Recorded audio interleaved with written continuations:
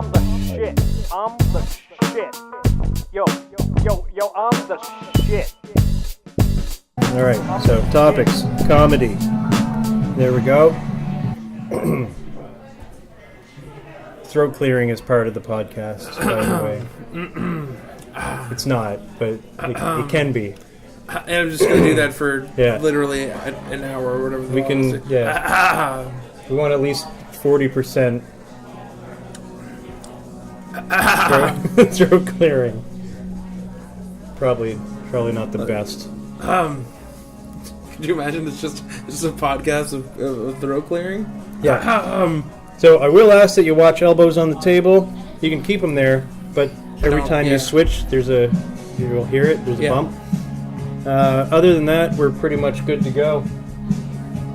Perfect. Yeah. Okay. Let's do this. Welcome to Sanitary Handshake. Welcome to me. Yes. Thank you for inviting me to Sanitary Handshake. I'm your host, Steve Fudge. True story. I have my guest here today, Joe Butler. Hi, I'm Joe Butler. Believe it or not. I believe it. I sometimes do. It's verifiable. I have proof. I have the proper papers. You can check it on the internets. Yeah. You can fact check this. Fact check everything. I'm a bit of a skeptic. I like fact checking. Yeah, I mean, this is a conspiracy. I might not be Joe Butler. I need to wake up. Wake up, Sanitary Handshake. Yeah, open your eyes, Sanitary Handshake. Yeah, listeners, Sanitary Fanshakes. I don't know. But wake up, chemtrails, Joe Butler. Jet fuel can't melt steel beams. No, wake up. Not. Can they? Wake up. Open your eyes. Okay, you know Follow what? the money. I am Joe Butler. All right, he's Joe Butler. I am Joe Butler. I will admit to it. So this is the infamous Sanitary Handshake. Yes, this is the Sanitary Handshake. Well, I can show you the Sanitary Handshake. Okay, please do. There's a thing. You've noticed how people around St. John call me doctor? Yes. Okay, this is for your eyes only. This is the Sanitary Handshake. Sanitary, isn't it? Yeah.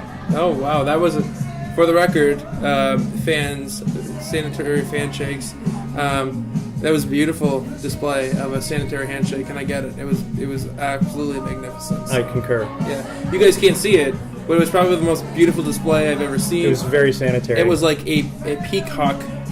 Yeah, it's like doing a little thing with its feathers, right? Except it was very sanitary. Unlike and handshaking. And the doctor is now scrubbed in, so it's all sanitary. Dr. Steve Fudge, ladies and gentlemen. That's right. So we're talking about comedies because Joe Butler, as well as myself, are stand-up comedians. Well, at least we try to be. Yeah, we do our best. We do some things. We do. We try. Yeah. We try. I'm an amateur. I'll admit it. That's fine. And I'm an amateur at being an amateur. I try things. I tried out some new material last night. Did not go well. I did the same thing. It was a very quiet room last night. Last night we performed at my show, the Wilser's Room comedy show in Fredericton, New Brunswick. And Wilser's Room is part of the Capitol Complex. Yeah, and upstairs room. Yeah, and it's the longest running comedy room in New Brunswick, and one of the longest running ones in Atlantic Canada. So true, yeah. It is true. I didn't start it. That's as far as started by Trevor Muxworthy. Love you, Muxy. We got to get you on the show, by the way. And longest running consistent monthly show. Yeah, but we are a university town here, so every year the audience changes and it grows and it evolves because the times change, and so do the youth, and they're the voices of our generation. So it's an ever evolving show, and last night we had a very quiet listening room. Yes. And a lot of piercing stares and no blinking. And you know what? And that's perfectly fine for me. It felt like a less aggressive version of the R-Bar. It definitely wasn't aggressive. I felt like everybody was attentive and they paid attention. Yeah. And there wasn't any heckling, but I was met with just silence. Yeah, for the most of my set. I bombed. Well, I wouldn't say that you bombed. I honestly think that people, if they're attentive in a quiet room, I feel like that's not necessarily a bomb. You're a storyteller. Yeah, I'm a storyteller. As well as myself, for the most part. I have a couple of sets where I just tell jokes, but most of the time I'm a storyteller, and I find that sometimes with stories in a really attentive crowd, you get no response until the ending. That's it. They just want to listen to your story. Yeah, and that's good. I like that. I would have liked more laughs. Yeah, and I think that just kind of like serves to a motivation for me as a storyteller. I remember one time I told a story about this was when my third or fourth set. I told a story about how I used to be an Elvis impersonator, and I was in a parade, the Canada Day parade as Elvis. Were you? I'm assuming pre beard, almost dead Elvis. I'm a more of a of a bloated on the toilet dead Elvis. That's like the post death Elvis. Yeah. I'm the posthumous Elvis impersonator. Yeah. No, I mean, yeah, it was. That's the Elvis people want. They don't want skinny, hot, sexy, cool Elvis. They want fat, cartoony, like. They want Johnny Bravo. Yeah, they don't want Elvis. They want Johnny Bravo. Guys, okay, we've already had the lip thing. We still have Billy Idol. Yeah, we're okay. Yeah, they just want a fat man. They want a fat man who gyrates. That's it. They just do over the top, almost out of it, Elvis. Yeah, just to be more so offensive to a guy who died, Elvis. That's what people want. Yeah, and they don't care. And they I want to apologize to you that our third guest is the radio that feels like it's being interviewed, but it isn't. Yeah, we are underneath. We're at the Snooty Fox in Fredericton right now. Yeah, and I want to remind our guests also that we're not sponsored and the music is not put on here by me. We just happen to be sitting too close to a radio. Yeah, so if you're hearing music, it's actually you. There's no music playing at all. It's in your mind. It's all in your head. Yeah. So what are you even complaining about? It's a Yanny Laurel thing going on right now. We actually have a... You're crazy. We have... What music? Yeah, we have a midget in the background with a gong, and to us it sounds like a midget with a gong, but to you it sounds like radio songs, so that's what's going on here. I feel like this guy's been holding this one note on the keyboard for too long. You mean this midget on the gong has been hitting that one gong? Yeah, that one. Yeah, that's what I meant. He's been playing that one gong note for too long. That's what happens. You hold the gong note. Yeah. You just keep the stick. It just doesn't make any sound. You just put it up and just hold it there. Just hold it there. So yeah, we're at the City Fox right now. They're really kind enough to give us like a little private booth here to do the podcast, and the waiter was actually really nice. He just comes around the corner and points at us. It's really, I feel like VIP, like we're celebrities. We're not. But he made us feel like that, and that's really cool. So good on you, Snooty Fox. Also not a sponsor, but very nice people. Yeah. Treating us very nicely. They're not very snooty with us. Let's just say that. Yeah, I wouldn't say they were snooty at all. Yeah. So that's the comedy show last night was very quiet, and I don't know. I did old stuff because I haven't done the set that I did last night. I haven't done that in about a year, and I kind of wanted to do it again because I'm trying to piece my stuff together and. That was our waiter. I like it. They check in on us. He just points and clicks, and it's cool. Yeah. He knows we're doing a podcast. Yeah, he's very respectful with us. Really cool. Nice fella. But yeah, I did an old set last night. I tried some new stuff at the first of my set. I was bombarded though. Bombardment. Yeah, I had a set planned in my mind, and then just about. A ridiculous situation with my ex-girlfriend, but as I was just about to go on stage, my ex-girlfriend walked through the door and said hi. So I was just like, I got to cut out the majority of that set and just did the best it was parts. all about her.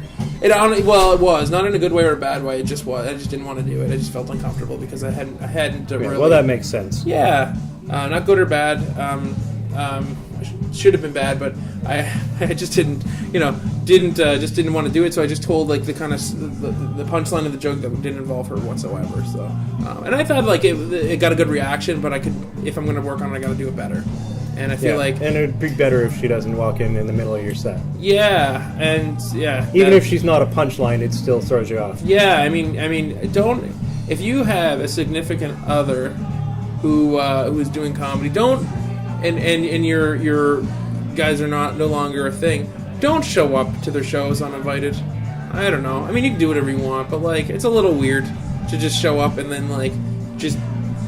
be there, especially if she brought another man with her. It's a very sensitive thing. It's a public show. You can do what you want. You can show up in public where you want. But I think you should be respectful. If you know that your ex is doing the show and you're not on good terms at the moment, maybe don't hold off for a bit. Don't show up. Yeah.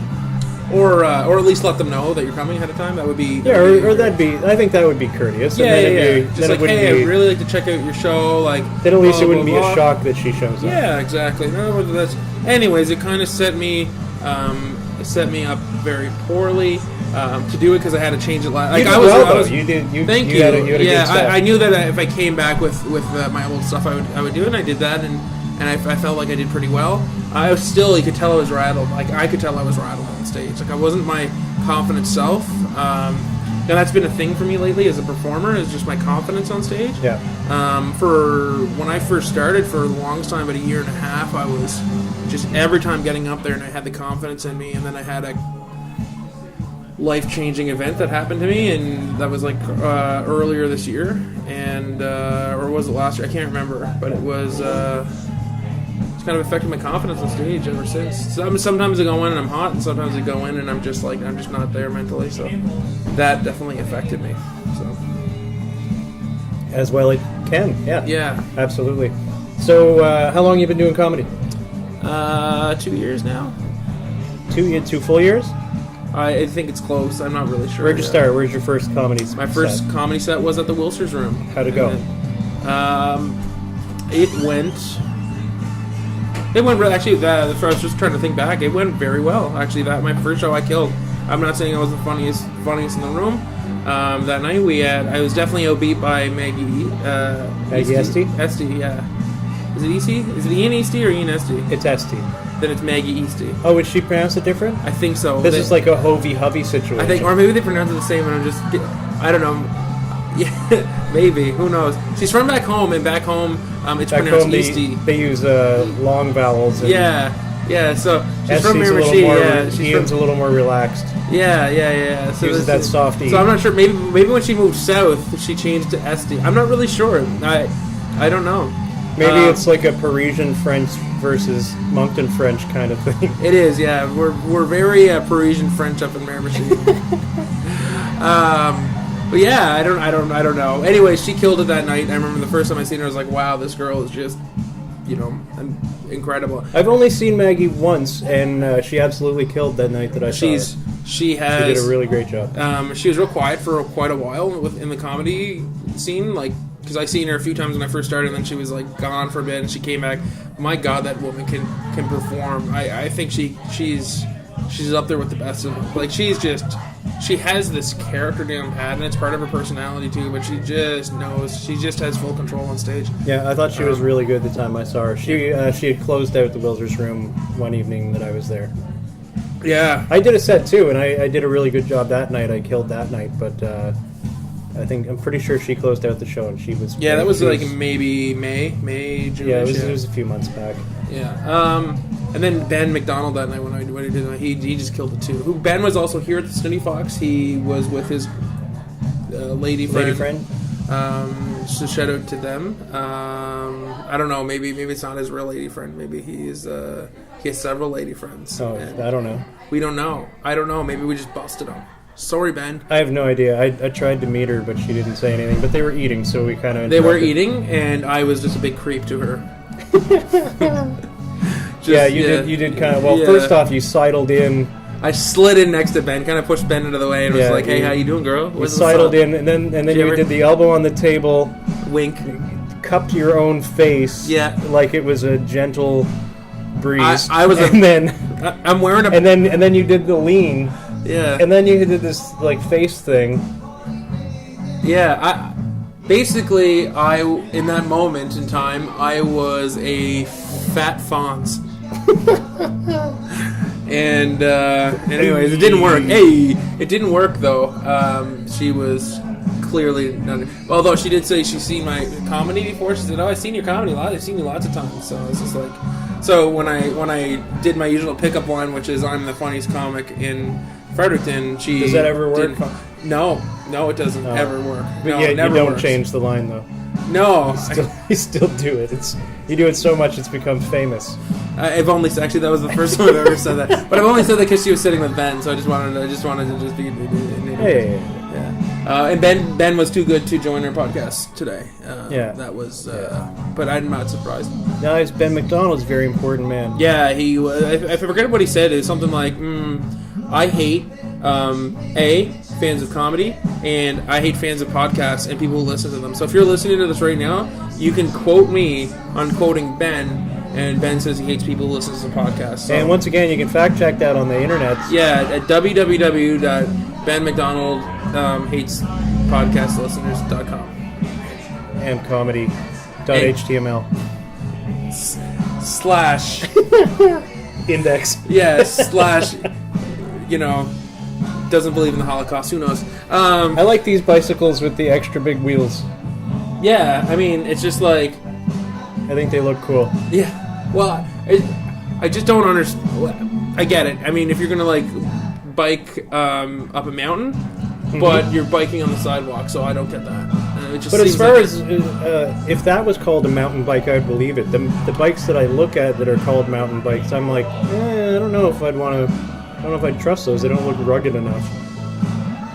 Yeah, I think you're right. But that one looks like some off-road and mountain type. I would feel safe on that bike. Yeah, if I was going, I would feel safer going down a mountain than what we know as mountain bikes. Yeah. What else are we at here? So comedy. You did well on your very first time. That's really cool.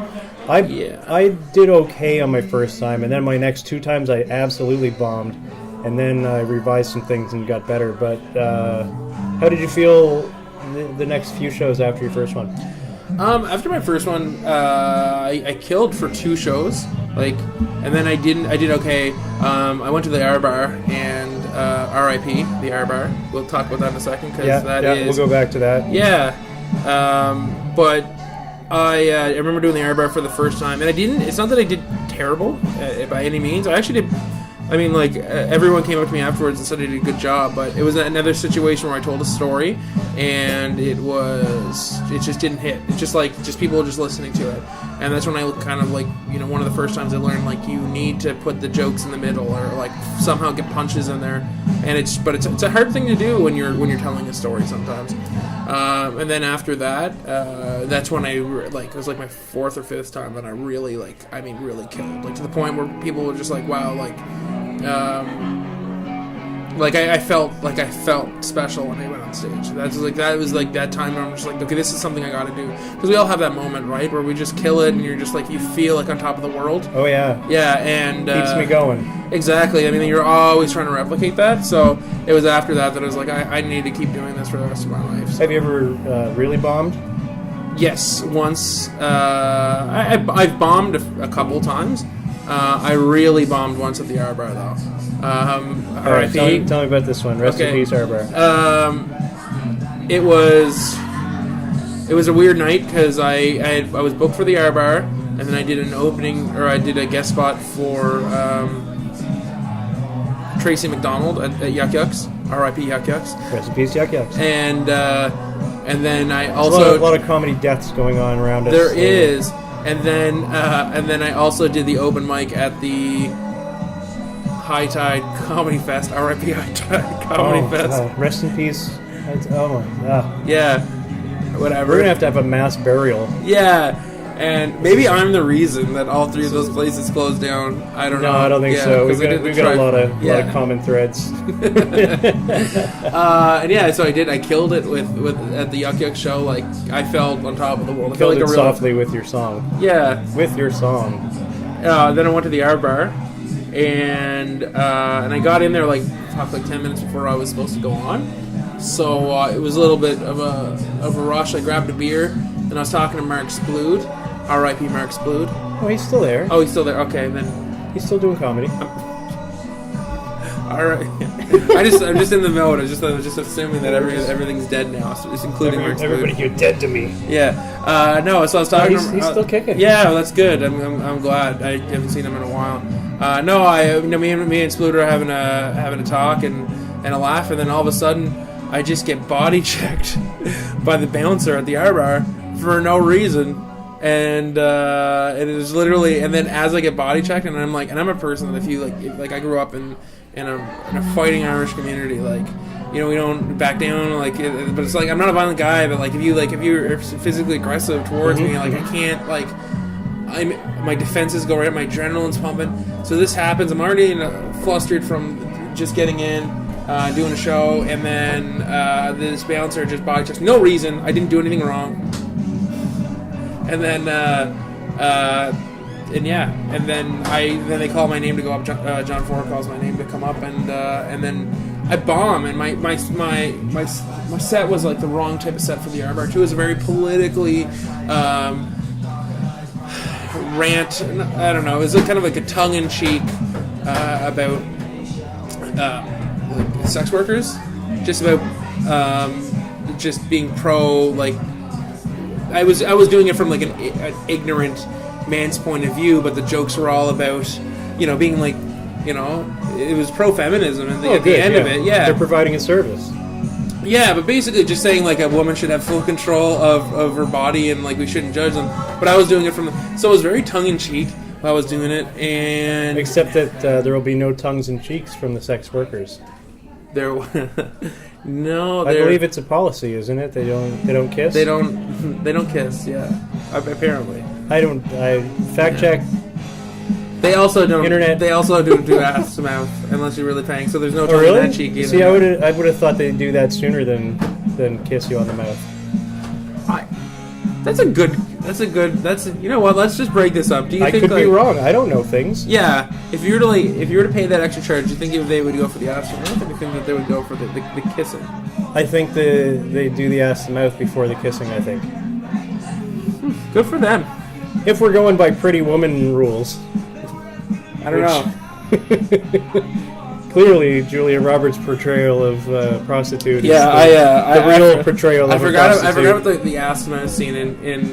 This marks Julia Roberts has now played a prostitute twice. What was the other time? Erin Brockovich. Was she a prostitute in that? Wasn't she? I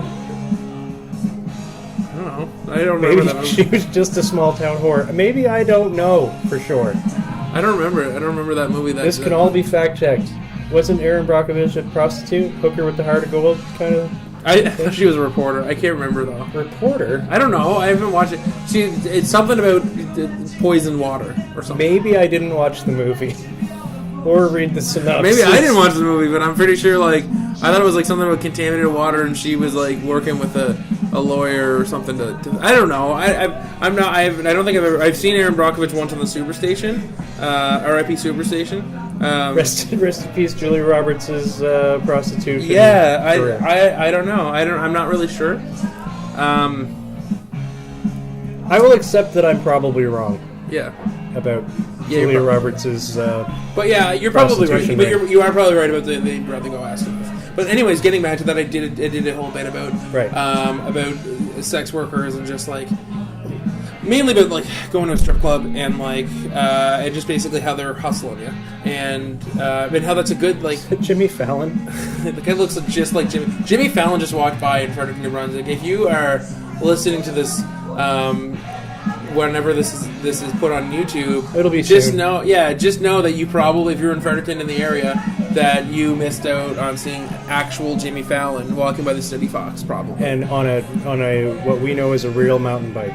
Yeah, he drove by on a 5-inch thick tired mountain bike. It was it was a sight to behold. Yeah. He had the Roots banner following him right now. He originally parked by the staple tree right here, and then he moved over to there because he thought that was better. Well, actually, see, Jay Leno was riding the bike first, and then Jay Leno actually got off the bike and gave it to Conan O'Brien for about 2 minutes. Then Conan was kicked off for Jay Leno. Then Jay Leno gave it to Jimmy Fallon, and then Jimmy Fallon just drove by with the Roots following him. Now I want my bike back. Laughing. Yeah. That's what. That's your Jay Leno impression. That's what Jay That's Leno also sounds his like. Jimmy Fallon impression too. Yes, it's also my Fallon impression. Yeah. Except I smile more during the Fallon. You just laugh at your own impression. That's what it is. It's the same. Well, yeah. So you felt like you bombed that night? Yeah, I don't know. There's a lot of things to blame because I could blame that guy. I could blame my choice of content. I could blame a lot of things. But I'll just really own it myself and just say it was probably my own doing. Yeah. All right. So what keeps you bouncing back then after a night like that? It's just that the thrill of it's that trying to get back to the point where I was when I first killed it. Like first, really killed it. Where and it's, so what's your mode? chasing Do you rewrite your material and do the same bits but slightly different? Do you repeat that material that you bombed with? You know what? I've tried rewriting some stuff. I do like when I'm doing a set of just jokes. Yeah. I sometimes will rewrite them or rearrange them because I'm like I think they're funny and then I just put them in a different order and see if I can get the laugh out of them. Right. So when I'm doing stories, for the most part, I usually scrap the story. Yeah. You I don't. might take if you bomb once with it, you don't do it anymore. I try it maybe twice, maybe 3 times. Yeah, 2 or 3 times. Sometimes they're just too wordy. Like they're all in like my mind. But sometimes I find like because comedy is so subjective that you can do the same material almost identical without rewording it at a different place and totally kill with it and then bomb with it at a different place. Yeah, and I think you're right because that set I did it in Fredericton. And Fredericton is a very young liberal student-driven audience. Yeah, absolutely. And they for the most part, They totally backed that bit about. They didn't at first, but then once they realized the bit was pro women and not, I wasn't just you weren't mocking prostitutes. No, they women's rights. Yeah, exactly. Once they realized that in the bit, they loved it. But it was at the R Bar, they just didn't get it. Because being at the R Bar, there's the different type of comedy there, like just like. I mean, you have to. No, they're very different rooms for many reasons. Yeah, the more coarse you are is usually the better. Like it's a little grittier of a place. You can get away with saying a lot dirtier things, and tongue in cheek doesn't always go. Right. Well, the R Bar, the show that got started there, I believe 4 years ago by John Forward, JohnForward.com, St. John Forward Radio. He started up and he purposely named it No Jokes Barred for exactly that reason. Yeah. So that we could have a playground where we can say whatever the fuck we want, be as dirty and raunchy as possible. There's Jimmy Fallon again in his puffy coat. Yeah. I love those coats. They look like little oven mitts. Yeah, they do. They look like a beer cozy for humans. Yeah. Human beer cozy Jimmy Fallon. Like, most people are like too proud to use a beer cozy, but they will wear a puffy jacket, so fuck that. I don't know. Fuck you, Jimmy Fallon. Heard it here first. So, yeah, and so back to our bar. Very different from the Wilser's Room in Fredericton, where they're both like an open mic style. Yeah, it's people working on the material no matter what it is. It's a place to work at. It's a playground. And sad to say, the R Bar has closed their doors to No Jokes Barred. Yeah. I haven't talked to John much yet about it, but I believe he's looking for a new venue, and hopefully he finds one. But the R Bar has decided to favor karaoke. Yeah, apparently for that one extra night a month. Yeah, the R Bar is a karaoke bar, generally speaking, right? Yes. All the time it's karaoke. Oh yeah, it's a bar star karaoke place. Yeah, and it's just the most wretched audience ever, and they have the same. It seems to be the same crowd every night, and once a month, there is a comedy show with absolutely no rules attached to it, and it's only about an hour and a half long. And I mean, like, when we get a good crowd and enough people are there, it can run 2 hours. But big deal. And then the karaoke still happens afterwards. It's before and after, so it's like. It's karaoke during the day too. Yeah. Like that place is an all-time karaoke. Anyway, I mean, day drunk. Good on that bar to like at least give John a chance for as long as they did. But at the same time too, it's like, okay, you're just appeasing your small circle of patrons, and I mean the only way to really grow is a bar, and in my opinion, and I mean maybe it would hurt it, but the only reason or the way to grow. Yeah, growing. Yes. It's distracted. I'm sitting by a window and this girl made eyes with me. Just looked in the window and just made eyes and then just gave me like a real smug like laugh, like Psh, you're no good. Oh no, she saw into your soul. Yeah, she's like, you're no good. I was just like, damn girl, like that hurt. That affected me. You were like, fuck you. I have a beard. You don't have a beard. Do you have a? Where's your beard? I was like, I was like, damn. She may also have a beard, but it's not on her face. Yeah, I don't know. I was a little hurt by it. She just gave me this little snobby little head nod and like smiled and moved. But on. we have the word snooty in the. Yeah, I literally the word snooty is right above me and somewhere. Yeah, somewhere here. And anyways, she looked familiar too. So like I don't know, maybe she knows me. Maybe she's a fan. Or didn't like my material. She's a fan that snubbed you. Yeah, maybe she's someone who's seen me at the art bar. Who knows?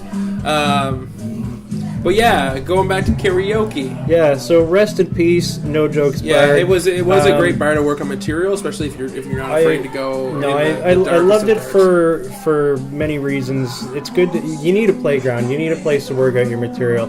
A lot of people don't realize, as a comedy audience, what it takes to work out a bit. It's not like playing guitar. You can learn a song, get really good at the song, and then go do it. Yeah. But you don't know if a joke's going to work for multiple audiences until you go do it in front of multiple audiences. So it's a lot different.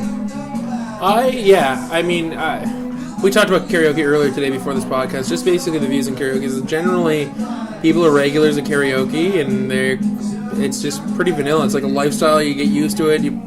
You feel it's kind of like the same thing about actually doing comedy, but the thrill of like doing well on stage once and you're just chasing that feeling again over and over and over again. Because I've done karaoke quite a few times, and you do get that. You feel like just for a moment you feel I'll on do stage some you're killing it. karaoke. Yeah, but it's not like doing comedy. So it was awesome that we had that room. But no, in comedy you're meant to write your own material for one thing. Yeah. But yeah, so it's completely different in that aspect. Yeah, and the words aren't put up on a screen for you to just read. Yeah, I mean, if they were, it would be a lot easier. If we had a teleprompter, that would be amazing. Just like for a comedy, you write your own shit. They get somebody to put it on the teleprompter for you. Just have the notes there, because like sometimes they're like you're doing a set, and especially if you're doing a lot of jokes, you're in a set and you it's called cheating. But I mean, like, if you're doing an hour set list, I would definitely love to have at least something up to kind of show where you are, right? You go from this chapter to the next one. Like I don't think I could do, I mean, after a certain amount of times of practicing, but doing like an hour and a half, like some of these guys do, and kill it, to like not have some sort of cheat sheet. I think the most I've done all at once was a half hour. I did a half hour set, I think 2 years ago. I don't even remember where it was. It was somewhere in the woods, like near Woodstock. Okay. Mark Harnett and myself and Mandy Lynn Donovan was the host for it, and I did a half hour, and then Harnett headlined the show, and so that was the longest I did all in one stretch. Yeah, it was a half hour. I did an hour and 20 minutes once, and quite early on in my career too. Yeah, so I see how it can be done for sure. But I do theme things, like I'm not a one-liners guy, so if I had all one-liners, I wouldn't know what the hell I was doing. I'd just be like, as many as I could remember, I guess. I don't know how people memorize right? Like, I mean, I understand sets. why some people use, like, notes and stuff like that, because I'm, like, constantly, when I do my, like, I mean, I have this idea for, like a real, like, I did an hour and 20 minutes once at a Christmas party. They, like, hired me to perform. Like, can you do an hour? I'm like, at that point, had done at least an hour of, like, just... Because it was every I can show. Do an hour, give me a 20-minute set.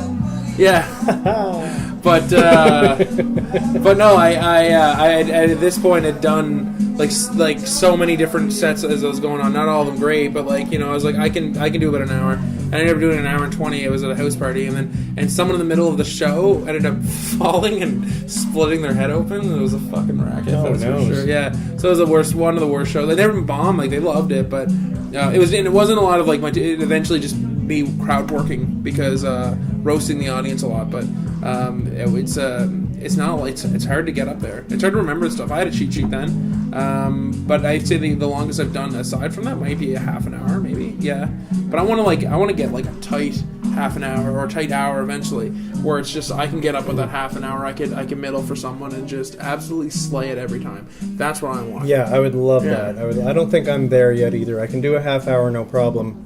I've probably got an hour and 20 of material at this point. Yeah. I'm going into my 5th year, and I write a lot of new material all the time, and I try out new stuff. I've thrown a lot away, and I think I might throw out last night's set. I might throw it. I don't know. I've got a show on Sunday as well. I probably won't have this out by Sunday, but I'm doing Sunday Laughter Dark at McGill's, so at least we have some place to still work out a bit of material. But it's not the same environment as the Arbor. You don't feel quite as uninhibited. Yeah, you gotta watch it. I mean, you want to have a show that you don't have to worry about what you say. Yeah. In everything is like you're free to say it, and it's art. And that's the one thing about it. It's funny. It's the Arbor, no jokes bar, and it seems sleazy and disgusting. But the one thing That's about because it was sleazy and disgusting. Yeah, but it was the one place where comedy was actually art, because you had no rules of what you could do, and no one would judge you because it was sleazy and disgusting, and you had the freedom to do it. So it's a real big shame about that, because you can't do that at my show. I mean, you can. No, I don't care what you do. Wilser's room, you can still say what you want, but you don't feel as though you can say what you want. Well, you're gonna bomb if you do. Yeah, and that's part of the problem is that.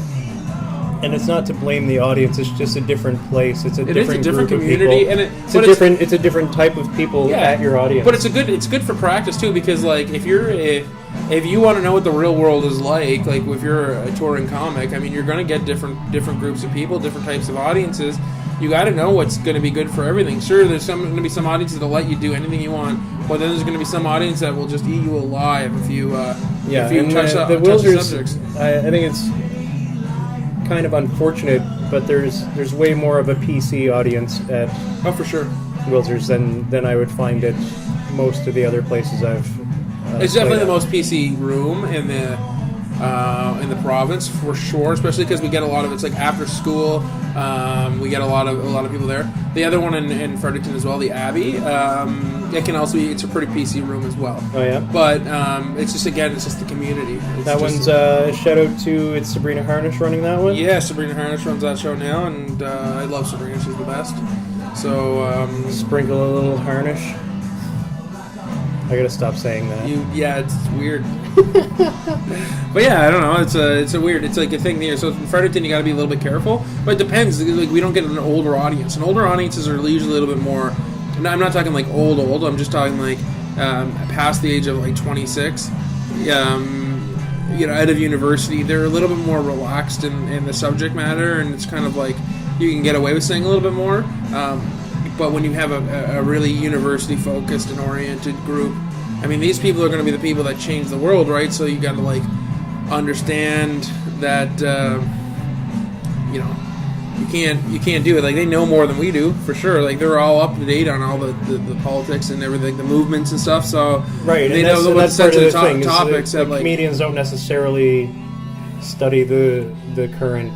Yeah, and I mean, like we're also and movements, of course, and we're thinking sometimes a little bit things like that. We're writing jokes, and we want people to take them as jokes. Yeah, because we think of the funny side of things too, and we sometimes don't consider what other people might be thinking about these subjects. So it's a little sensitive in that regard. I feel like another thing that happens is if you broach a topic that the audience feels like are trigger words or trigger topics, they just shut down rather than listen for the joke parts, and so because they've shut down, you're not going to get laughs even if your point is returning to a positive note. Yeah, but they're not hearing that. They're just hearing that you're talking about a taboo subject to them, and so they just no, that's not something we talk about. No, it's exactly it. And I mean, so like, it doesn't matter what your later punchline is. They just shut down. One of the more important things about comedy too is like people when you're being a comedian is you have to like Joe Butler the comedian or Steve Fudge the comedian is different than Steve Fudge the person. or Joe Butler the person. Like I'm a character on stage, so sometimes if you're going to do the sensitive topics that might have trigger words or might have, you have to establish with your audience that you are a character on stage. Yes, I'm Joe Butler on stage. I'm the same guy that is going to walk out in the audience and be a miserable sack of shit afterwards. but at the same time too, like I have to, like, in my character on stage, have to establish that I'm being silly right now. And sometimes I forget about that element a lot, and I find when I'm more silly and loose and joking, and you can kind of be like, oh, it's clearly a joke. What he's saying, I'm not going to take it serious because he's that. But sometimes right. And there's a lot of. I mean, I gotta give it to the audience too, that they don't know what to expect by each person that goes up either. And they don't know if they're going to get like the shortly before death George Carlin that says a lot of political stuff and kind of just tells you how it is, and you know, it's more of a political rant than it is comedy at times, not always, but towards the end a lot of his stuff was that, like long political rants, where he basically tells you, if you don't think this way, then you're shit. And so if they're, you know, they might be expecting that from certain people when they go up, and they don't know how goofy you are, or how much of a joke. They don't at all. I mean, you need that 5 to 7 minutes to really show who you are. That's tough. And it's hard to show who you are in the first minute. Oh yeah, but that's what you need to do in the first. Less than that, you need to do it in the first few seconds.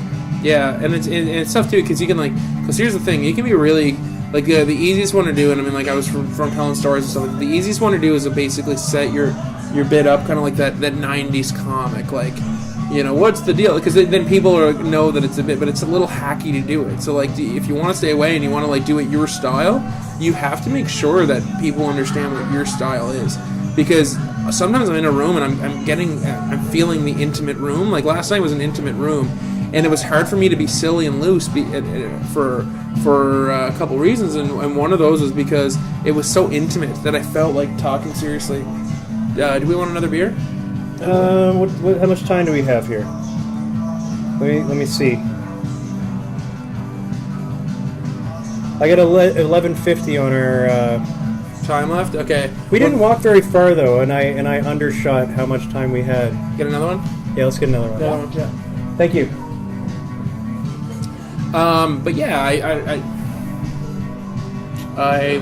I don't know. Like, I get too intimate sometimes in my jokes, and some of the jokes will deliver well, but the ones that are political, like, or whatever, are a little risque. They don't do well, and the reason being is because people have a hard time understanding that I'm telling a joke. Yeah, even though they're a comedy show. That's kind of the thing. Because they're thrown off by the way I set up. And I said all my jokes are set up like a bait and switch. Well, not all of them, but like a lot of my single jokes are set up to like really steer you into a wrong. They're not shock jokes. They're like almost the opposite. They're like because I just say something and I'm just gonna more play on the words than anything. Thank you very much. Yes, sir. But it's not. I'm not trying to shock the audience. I'm just trying to like lead you into a topic and kind of show you how silly the jokes are. And yeah, and that's what I try to do too. I for the most part, most of the time, even if I'm like I'm on my high horse talking about how something doesn't make sense and here's why, I'm still poking fun of myself, because the joke, all in all, is how pedantic I am. Yeah. That this bothers me. Yeah. Like, this stupid, insignificant thing that doesn't affect my daily life bothers the shit out of me. Yeah. But I'm joking when I say it. But sometimes people take that as seriousness. I also think that, and I agree with you, like, in certain aspects, but I think like the big part of it is like the audience almost needs you to spell it out sometimes for them. So you need to have a little part of your set to just explain who you are in the silliest way, especially at this stage in our careers, where we're getting these opportunities, and like you and I, like we don't get the sympathy laughs anymore. We're not getting the you're a first timer, you know what I mean? Like, oh, we're gonna laugh at your stuff anyway because we want to support you. We're like, people expect us now to kill it every time on stage, even though we're still amateurs working on material on open but mics. some of those people have seen me for the last 5 years do stuff, right? So, yeah, and they expect. So they're like, well, you've been doing this for 5 years. You should be really good at it by now. Yeah, but not necessarily, because I still write new material. It's not like I'm polishing the same set I've been doing for 5 years, because for 5 years I've got 10 or 15 different complete sets. If you're paying me money to go on stage on a showcase show or a private show or something like that, I'm going to do my best stuff, and I am going to work my hardest to kill it. It's far different if I'm doing a paid gig somewhere. That's way different. I will absolutely do stuff that I've worked on before and done at many places, and that has worked, that has killed. Yeah. And I'll try to only do that at a paid thing. But for an open mic style anywhere, I still try new material as much as I can, because I want to work it out. I want to figure out whether I should keep doing it, keep building on it. Yeah, well, I had a whole bit in mind. Stuff. I had to change it last minute because I just thought it was not the right time. But I have like new bits that I'm working on all the time. I have like now that cannabis is legal, I sometimes start writing down my ideas when I'm stoned, and then like approaching them while I'm sober. And it's like it's become like that's exactly what. That's how I write most of my stuff. What I do is if I'm out having a couple of drinks, and then I think of something funny, or I say something that makes the room laugh while I'm there, or my friend laugh, or even myself laugh, I will text it to myself.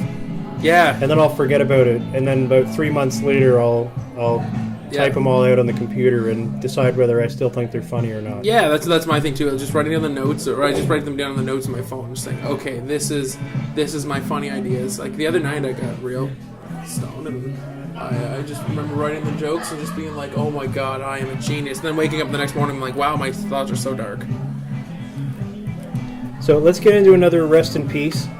Yuck Yucks has recently closed in St. John. That to me is crazy to believe. I don't know why it wasn't as successful as it could have been. I'm not sure at all. I don't know. I haven't done the Yuck stage in a long time as an open mic or as a guest spot. I don't know. I don't know what went wrong. It almost seemed like it was one of the best stages. It's like a building. It was beautiful. Had an amazing stage. Every time I was there, it was packed. But I don't know. I honestly don't. I live in St. John, so I'm nearer. So I've been to probably more shows there than you were able to go to. And I've seen it both packed and not packed at all. I've performed there a few times, and I don't know. It's unfortunate because the nights that it was packed seemed like really awesome nights. I find that the audience for the most part is there for comedy, and so that helps. Is that right away you've got a good audience, and so it was a great room to perform at. Yeah. I mean, like, I think one of the biggest problems with it is like the only way it would be open would be for comedy, and it's a shame. Like in a big city, it works because you can have a comedy bar. Yeah. Like in a big city. Yeah, like New York, no problem. There's loads of comedy bars, and a lot of them are busy all the time. Some of them are still empty, but sure. But I mean, it's just the way it is. But it's comedy bar works. Because you can have comedy every single night. So you're open every night, and you have a little bit of people come in and buy drinks and whatever, or you have food or whatever. Yuck Yucks sold pizza. Unfortunately, St. John, it didn't pick up as well as quickly as they expected, I guess. I don't think that the open mics and the other comedy rooms hurt it. I just think that it's just a shame that it was. I don't think they did either, because I feel like they had a completely different audience at each place. Like Chuckles, for example, the first comedy club in St. John, which is still up and running, thanks to Shane Ogden and Julie Towers, and I hope I got her name right. I think it might be just Tower single. I think she's only Tower. She's only one tower. She's not a twin tower. She would have fell a long time ago. Just the one tower, possibly. Yeah. Who knows? She could be two towers. Yeah. Anyway, still going. So Chuckles is still there, and they're still bringing in national headliners and that, which is great. And they only do once a month though. It's a once a month thing. But what Yuck Yucks was doing, and I still feel like they had a completely different audience anyway. So I didn't feel like any of them were competing with each other. It was different ends of town. John's No Jokes Barred show, you would never catch a Yuck Yucks audience at that show at the R Bar. I don't think it ever had a crossover, except for maybe one person. But that person goes to every comedy show. So I don't think there was a crossover audience at all. Yeah. They just brought a different group of people every time. But Yuck Yucks is trying to do 3, sometimes 4 nights a week of comedy. Well, yeah, and on the weekends. But if you can't have your doors open for the rest of the week, if you're just a comedy bar, in a then smaller you don't have the drinks only, just open for the sake of it being a bar revenue.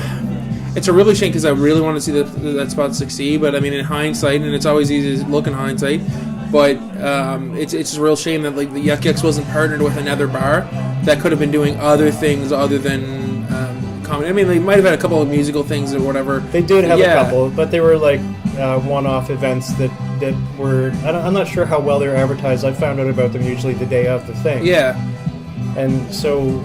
It's unfortunate because I wanted to see them succeed as well to keep it running and keep it going. Yeah, and I mean, like not just for the place. I wanted the place to succeed. Steve Barnes has always treated me really well. Steve's an awesome guy. Yeah, he ran the St. John Yuck Yucks for those who don't know, and he treated me really nice every time I was there. He was a super nice guy to me. He let me grace the stage a few times, and I had a blast doing it. A great room. I loved it. Loved performing there. Great place for networking too, to meet other traveling performers and that. And networking is a good thing when you're a comedian, because if you want to travel, go to another city and try to get on a show. How better than if you know a guy who's doing it. I met lots of comics through there that were, and I mean everyone's friends with them in the St. John area too, but like just lots of just really nice people that I could just maybe shoot a message asking for advice or whatever, and they, like, I'm not going to bother them all the time, but just say like, hey, like if I was planning on going to Toronto, I know a couple that I could ask from Toronto that would give me the best advice to where to look for an open mic or whatever. Right. So, have you traveled much doing comedy?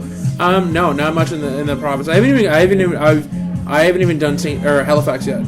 So I haven't done Halifax either, but I managed to do New York. So, yeah, that's awesome. That's awesome that you did that. Things happen. It's the direction I was going. Yeah, I mean that's incredible. My thing with comedy myself, and I'm almost like a perfectionist. Like I really hate when I don't do well. And so do I. I beat myself up. Yeah. Absolutely. So for me, I'm just like, okay, before I do anything, I would love to have, like, even if I'm just doing a 10-minute set or a 5-minute set here and there, like at an open mic, I want to know that like my stuff is pristine. Like I'd want to go with that. Like I want to go and look like a real professional. I know I have 5 minutes that I can kill with, like, no matter where I go. Like, for sure. I have a couple sets that I could do that, I for 5 minutes, 10 minutes. That generally kill as long as the audience has never seen it before. I don't like to repeat material in front of an audience that's already seen me. In a big city, it doesn't matter. But in a bigger city, it wouldn't matter. You have more chance to have a variety of audience at the same place. But the people that go to the few places that we have in New Brunswick, I feel like I need to bring new material more often. Just so I'm not repeating to the same people. I don't want to go up and repeat things. People aren't going to laugh if they've already seen your thing several times, right? Yeah. No, well, I mean, here I'm sick of something. No, I'm not sick of it, but sometimes I see comics and they do the same stuff over and over again, and I'm just like, damn, like I know it's coming up. I know what the punchline is and stuff, and it doesn't ruin it for me because I love the performance, but like. It's like I can feel with the audience because I know I see the same audience members, and it's like, it really sucks because I know that this is such a killer bit, but they've seen it before, and I know that it would be killing if these guys had not seen this before. So it really bothers me sometimes when I see like such like a great bit coming up, and then the audience clearly has seen it and they don't react. I mean, you always get a couple chuckles. No matter what, you're always gonna get someone who hasn't heard the bit before, but there's always someone who has never even been to a comedy show at a comedy show. So that's always good, but. It's a weird. We live in a province where it doesn't matter where you go. you're going to get the same audience members over and over. So if you do a room twice, you're getting the same audience. You gotta kind of be cautious of that. So you got to choose: do I want to work on my material that I did before, Right. or do I want to come up with all new stuff and try to impress and blow it out of the park that way? And that's a tough call to make sometimes. Yeah, it really is. I like to be loose a little bit on stage, but repeating it concerns me. I'm worried even about doing a set in 2 days to try to do the same material as I did last night, because last night I didn't do well. But it was my first time performing it, so it's not a proper gauge of whether or not the material is going to work unless you've done it in a few different rooms. I just hit the table. That's going to go through. That's okay. We've had a few bumps here and there. And so, audience, I apologize for any of that. We should probably wrap this up. Yes.